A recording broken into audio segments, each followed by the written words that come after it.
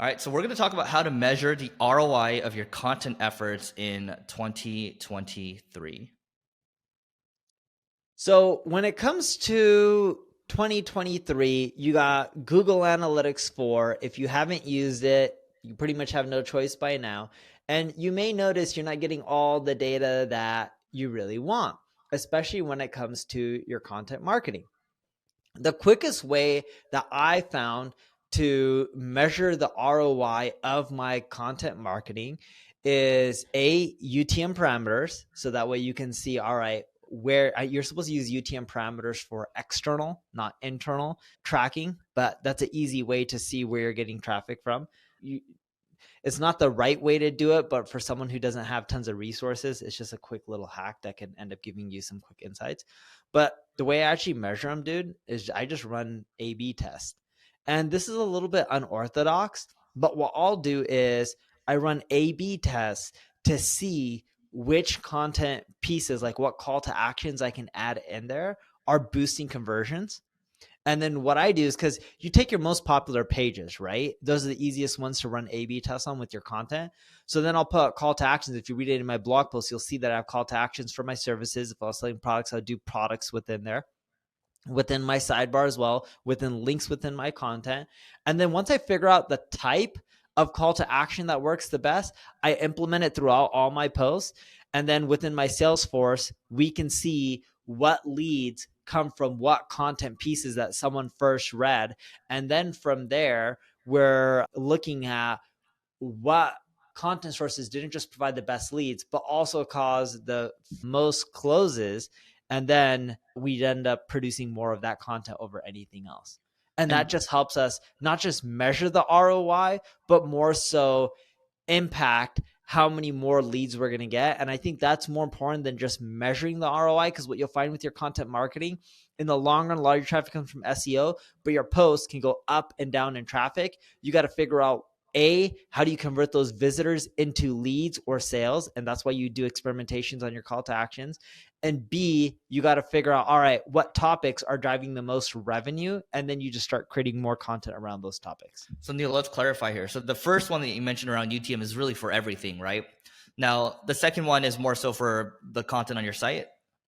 The second one is the content on your site. The UTM stuff, like, it's not the correct way to do it, but for some It's, people who it's, don't it's I have, find it really tedious, actually.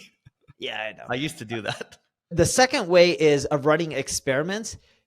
Just because you get traffic to your content, most people get the traffic, but they don't know how to convert it. You got to run a ton of experiments on what call to actions actually drive the most conversions. And you do it with your most popular posts. It's too hard to do it on all of them. Like I have over 6,000 blog posts. There's no way I'm doing it on all 6,000. And then the third way is you end up tracking which content types, like topics, are generating you the most revenue. And then you just create tons more content around those topics.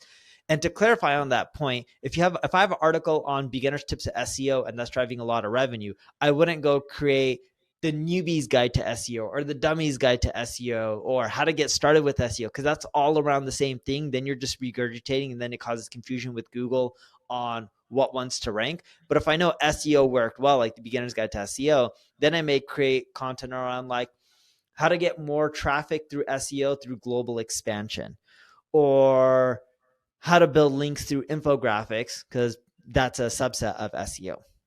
I think when I first started in digital marketing, maybe it was 2010, 2011 or so, a lot that was when you used Google Analytics and you had organic keyword data. You can literally see which keywords were converting, right? And then you started to hide that and it said not provided or whatever, right? Those of you that are old enough to remember this. And then what happened was now you have GA4, like more and more data is being taken away from you.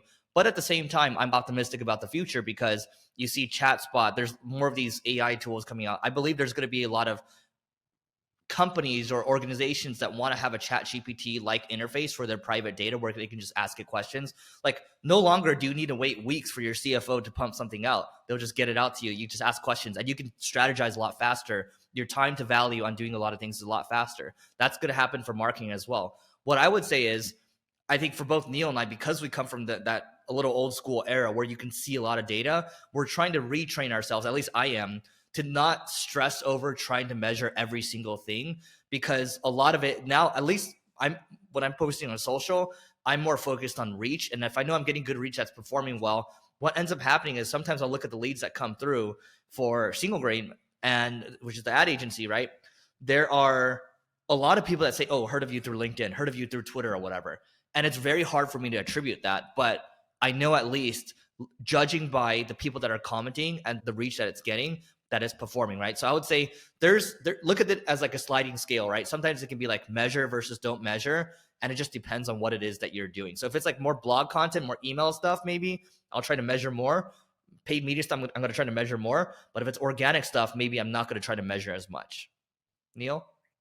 I think that's pretty much it. You guys now know how to get a better ROI of your content marketing. Just follow the strategies we said. It works. It's a little pain in the butt to do the experimentation part, but that's really what you need to do. And it's funny because I see a lot of corporations try to measure the ROI of content marketing, and like, we get all this traffic, it doesn't work, but they don't actually focus on improving the ROI of their content marketing, which is the hardest part.